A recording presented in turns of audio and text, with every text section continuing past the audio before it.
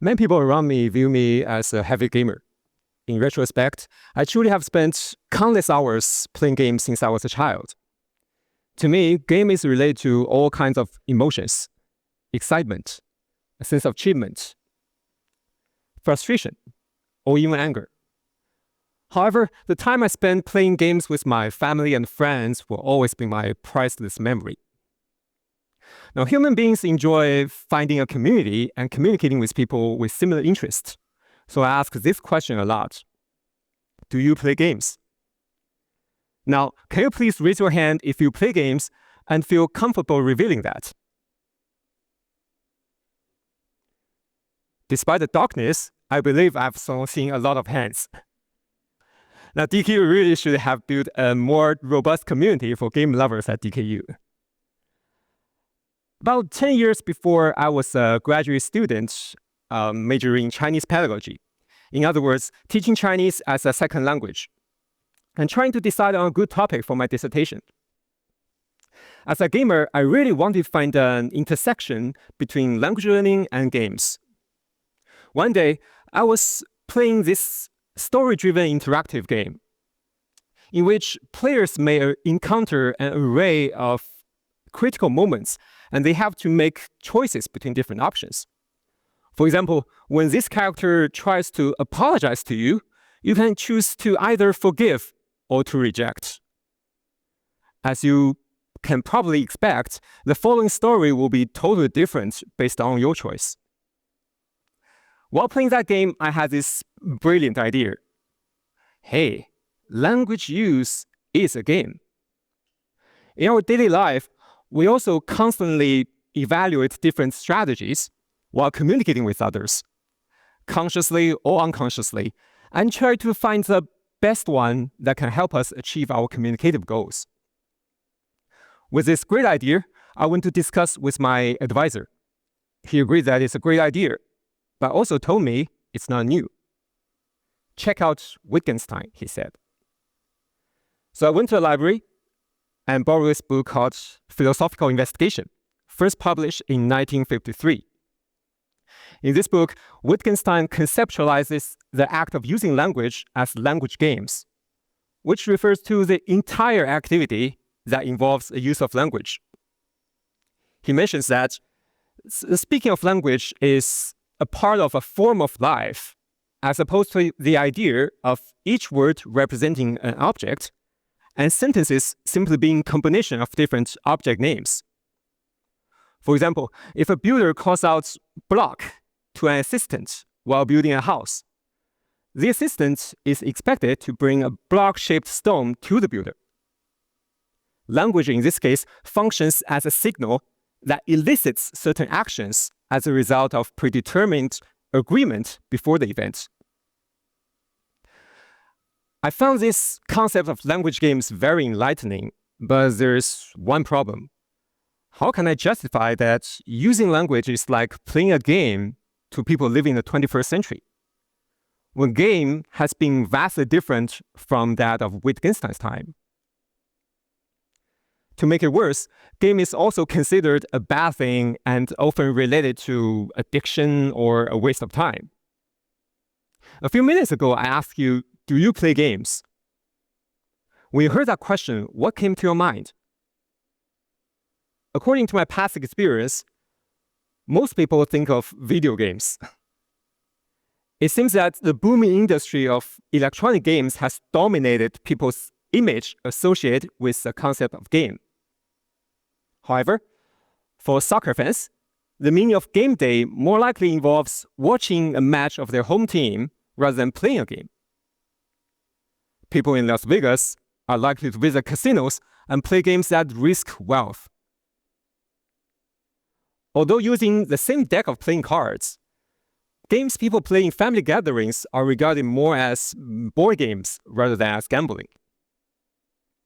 To help you make sense of the concept of game, I want to give game a definition that captures the essence of all these different forms of games. I think game is a psychological framework that organizes human behaviors. When we know what game we are playing, we thereby know our potential goals, actions, and those actions' consequences and significance. For example, when we perceive ourselves situated in a soccer game, then kicking the ball is totally fine. Whereas in a basketball game, kicking the ball would be a foul.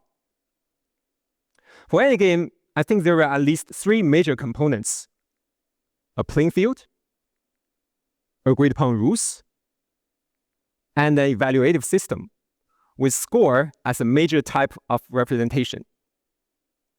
Now let's use sports game as an example, compare them with language games, and see how they resemble each other in these 3 aspects. The first one, playing field. Games have their predetermined spaces or playing fields. Each playing field is specifically designed for a game because all the elements have designated meanings. For example, this is a basketball court, and all of the lines have their functions. Inside the big quadrangle is where the game should be played. The arc marks where the players can shoot for 3 points. The baskets are also necessary, otherwise players will be unable to score points. People who are familiar with multiple games can quickly identify which playing field they are on and adjust their behaviors accordingly. You must be familiar with this place. This is the multifunctional court in our gym. What's fantastic about this picture is that these players are playing volleyball when all the basketball lines are visible. But it seems that they are not bothered by the basketball lines at all. They recognize their playing field and do what they should do. Suppose someone comes and invites them to play basketball together, I bet they can immediately ignore the volleyball lines. In fact, similar things happen all the time for multilingual speakers. DKU is a very special place because our default working language is English, but we also have many staff members who can only speak Chinese. Therefore, you must have seen people lining up in the dining hall, chatting with their friends or colleagues in English. But 1 second later, they turn to the staff and say, 我要打包，谢谢. At that moment, they quickly jump from the English playing field to the Chinese one. The successful multilingual speakers are very sensitive to the change of playing fields. They're always ready to change the gear and follow a different set of rules. Now that leads us to our second component, rules. Rules are a set of arbitrary conventions set by the game designers to constrain players' behaviors. They tell you what you should or should not do. Rules also have clearly stated goals for the players, but it does not mean that everyone needs to play to reach such goals. When we play games, we usually have veteran and novice players. Thus, the goals may range from winning the game to prove competence, familiarizing the novice players with the game, to merely participating in a group activity with their friends. The difference of goals invokes diversified strategies. For someone who wants to win the game, they will hide some valuable information, such as the most effective way to gain points. But people who prioritize helping the novice players will reveal that information.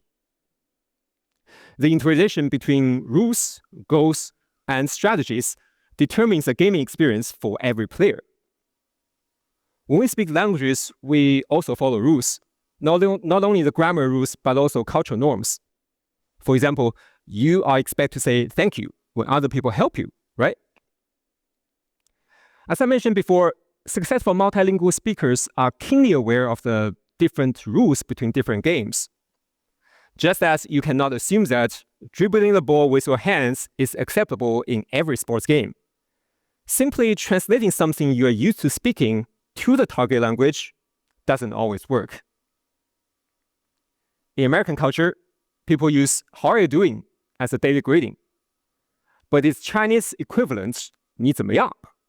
is not used in the same way. Whether you want to follow the rules or not, that depends on what your goal is. One of my former colleagues once told me that when she was working in China, she was we're aware of the fact that in Chinese culture, people are expected to step out of their home to see the guests off. But she just couldn't do it because she felt that if she does so, she would be too Chinese and her true identity would be endangered. Basically, she chose not to closely observe the rules because her goal was not to impress the guests, but to preserve her own identity. The third component is a scoring system. Games have their conventional scoring system that provide a measurable evaluation of players' performance. Sports games have very explicit ways to count scores to determine the winners, such as scores achieved by players in basketball games. But when we speak languages, we seldom get explicit scores except for language classes. But does it mean we don't secretly give others a score in verbal communication? You're probably giving me a score while I'm standing here giving this talk. Accents, fluency, accuracy, appropriateness, they can all affect this score of impression. If you play video games, you might find this familiar. Many games have such a favorability system, which makes it very clear how good your relationship is with other characters. Unfortunately, we don't have such a convenient system in our real life. Otherwise, I would be able to see scores popping up above everybody. Oh, it's hard to say whether it's a good thing or not. Instead, we have to guess based on our interlocutor's responses. For example, if you don't look like Chinese, but when you hop on a taxi, you greet the driver and tell them the last 4 digits of your cell phone number. Most drivers would be impressed and start to engage in a conversation with you. That means this favorite score starts to increase. But if the next thing you tell them is, I'm not good at Chinese, then this score would either stop increasing or drop back. If the conversation goes on smoothly, that means you have gained a lot of points. So as language learners, the next question is, how can I become a good player in language games? I think the keyword is anticipation. For the topic today, I would like to define anticipation as the act of preparing yourself to achieve individual goals in games based on reasonable expectation of other players' responses. This is a very simple scenario in sports games that require the players to anticipate. Both of these players are trying to anticipate which side their opponent will choose, so they can outplay their opponents. For any game that involves more than one player, the ability to anticipate and behave accordingly is a crucial factor that distinguishes good players from mediocre ones. The good players can anticipate the behaviors of their teammates and opponents, which helps them make the best possible solution. On the contrary, players who only pay attention to their own moves without considering other players often get outplayed. Language games probably don't involve so much competition, except for debates or bargaining. In most cases, we cooperate with our interlocutors to finish the conversation. If we can anticipate their moves, we'll be less surprised by the utterances we hear and more confident in making proper responses.